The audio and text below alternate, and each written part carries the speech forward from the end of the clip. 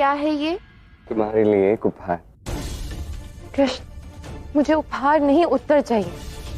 समस्त संसार को ज्ञात है कि कृष्ण बुद्धि और शक्ति से प्रवीण है, फिर वो असुर विधुरथ, उसका ऐसा साहस कैसे हुआ तुम्हें चुनौती देने का? हाँ कृष्ण, हो ना हो उसके पास अवश्य ही कोई विशेष शक्ति है जो वो हमें बता नहीं रहा। मैं जानता हूँ वो क्या है। मुझे आशीष दीजिए तो मुझे बल युद्ध में कोई पराजित न कर सके। तथास्तु।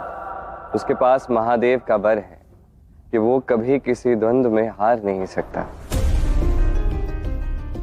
ये तो बहुत ही शक्तिशाली वर है कृष्ण। कृष्ण, ऐसे द्वंद्व के लिए स्वीकृति दे दी जो तुम कभी जीत ही नहीं सकते। यदि जीत नहीं सकते तो क्या इसका अर्थ ये है कि कभी लड़ना ही नहीं चाहिए? हमें तो अपना कर्म करना चाहिए राधे, चाहे विजय मिले या पराजय, कर्म महत्वपूर्ण है। पर ये तो महादेव का वर है कृष्ण, इसका तो कोई तोड़ ही नहीं है। महादेव का वर ये है कि वो कभी किसी द्वंद्व में हार नहीं सकता। वर ये नहीं है कि हर द्वंद्व जीतेगा ही। पर ये तो एक ही बात हुई ना कृष्ण, यदि वो कभी हारेगा नहीं तो जीतेगा ही ना। इस वर का सार समझो राधे। अब जैसे ही उपहार तुम्हारे लिए मैं लाया हूँ, ये पेटी कितनी अधिक सुंदर है, किंतु तुम जानती हो कि उपहार ये नहीं, इस पेटी के भीतर की वस्तु है।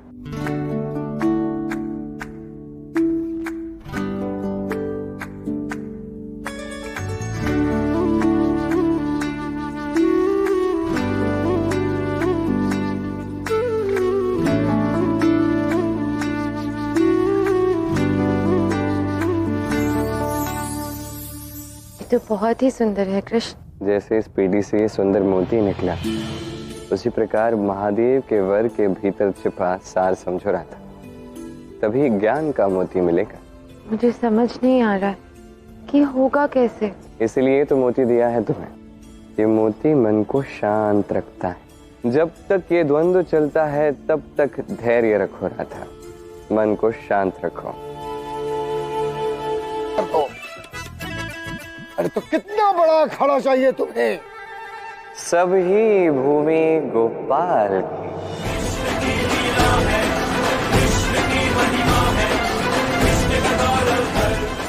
इसका क्या अर्थ हुआ? ये सारा संसार कृष्ण का लीला क्षेत्र है, प्रेम क्षेत्र है, द्वंद्व क्षेत्र है। ये समस्त संसार मेरा अखाड़ा है विधुरथ। मैं जहां चाहूं वहां द्वंद्व लड़ सकता है। यदि तुम यही चाहते हो तो यही से सारी पृथ्वी तुम्हारा अखाड़ा होगी।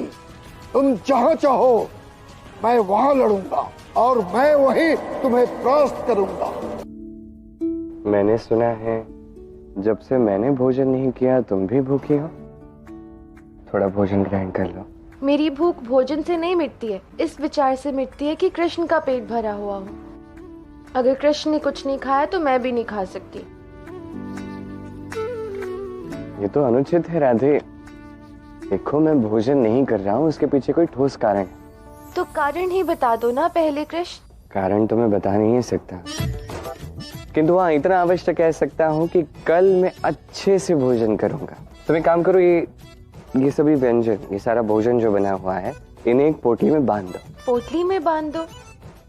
क्यों, तुम महल में भोजन ग्रहण नहीं करोगे? तुम एक काम करना, अपने लिए भी एक पोटली में भोजन बांध लेना। कृष्ण, तुम कहना क्या चाह रहे हो? हमें गोपियों के गांव जाना है राधे। मार्ग में भूख लगेगी तो भोजन की आवश्यकता तो होगी ना। किंतु कल तो तुम द्वंद्व करने वाले हो ना, तो फिर कल गोपियों के वहां कैसे जाएंगे हम? वो सब कृष्ण पे छोड़ दो। अब एक कार्य करो, कृष्ण के मन के शांति के लिए थोड़ा भोजन ग्रहण कर लो राधे। कृष्ण से पहले नहीं, क्योंकि प्यास प्रेम की हो या पेट की, कृष्ण से ही मिटती है।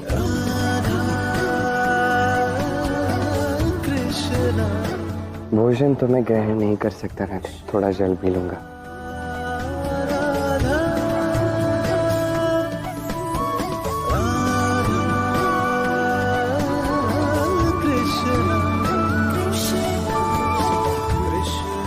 अब प्रेम की और पेट की दोनों की प्यास बुझ गई।